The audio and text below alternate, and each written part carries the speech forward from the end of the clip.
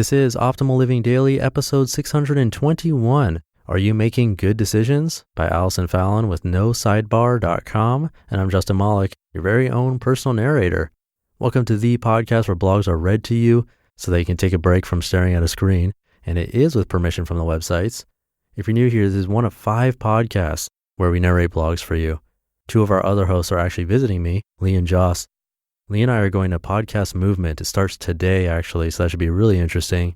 And in the spirit of trying to spend as much time with them as possible, I'm going to keep this intro nice and short. So let's get right to it and start optimizing your life. Are You Making Good Decisions? By Allison Fallon with NoSidebar.com. Quote, "It's the ability to choose which makes us human." Madeline L'Engle.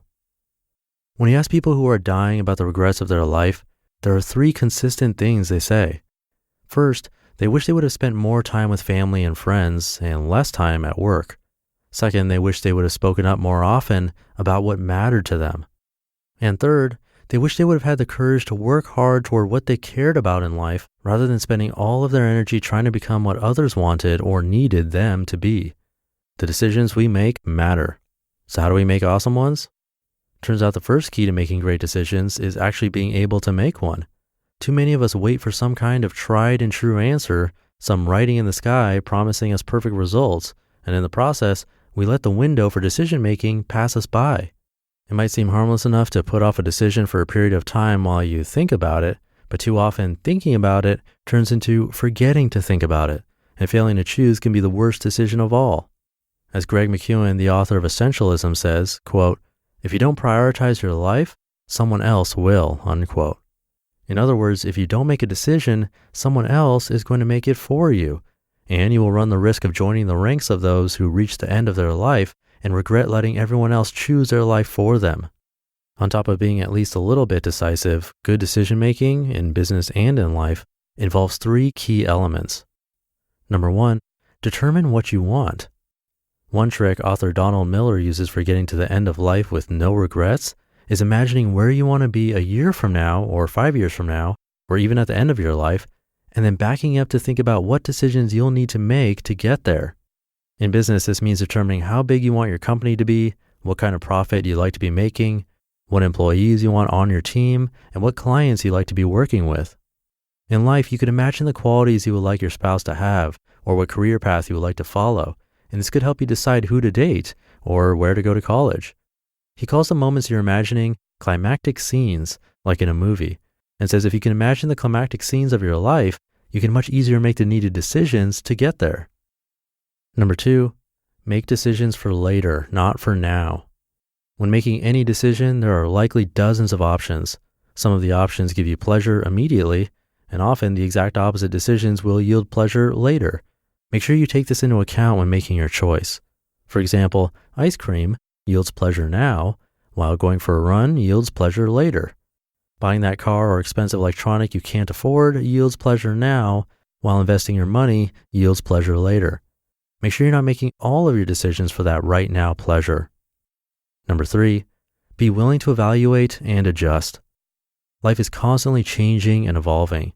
Be willing to evaluate your decisions often and ask yourself if they're yielding the results you want. If not, be willing to adjust. Failure to make the right decision right now is not the end of us. In fact, it can often be the best education we can get before we continue to move forward.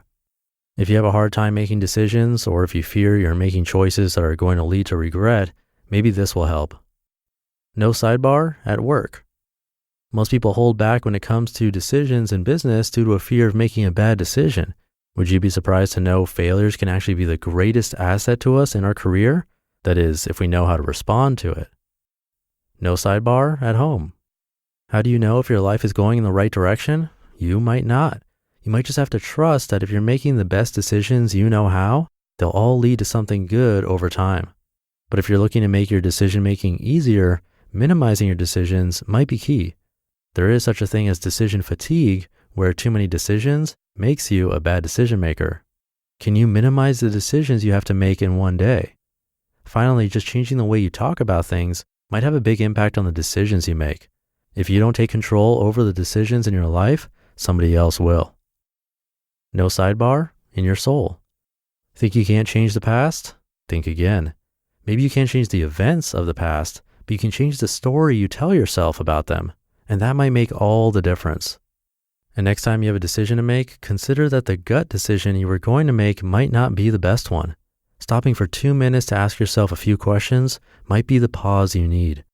If you do get to a place where you're dealing with regret, and we all do, the best strategy for moving forward and making great decisions is to let go of the regret, forgive yourself, and make the best choices you know how moving forward. You just listened to the post titled, Are You Making Good Decisions? By Allison Fallon with NoSidebar.com. And I was having deja vu again because I've narrated this author before, but not from this website.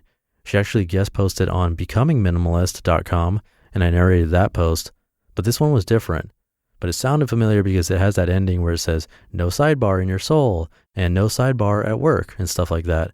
But I guess that's like a recurring segment that they do sometimes. Never realized that before. That was a big side note. Anyway, I got to get going. Podcast movement is today. Thank you for being here and listening all the way through.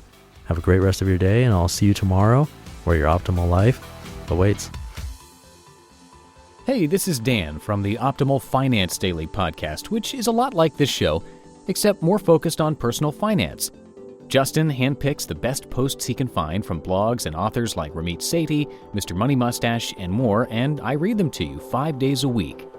So if you enjoy this podcast, come on over and subscribe to Optimal Finance Daily too. And together, we'll optimize your financial life.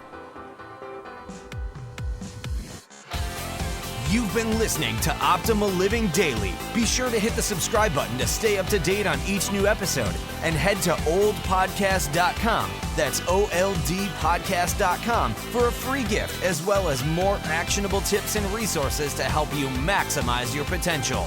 Thanks for joining us, and remember, your optimal life awaits.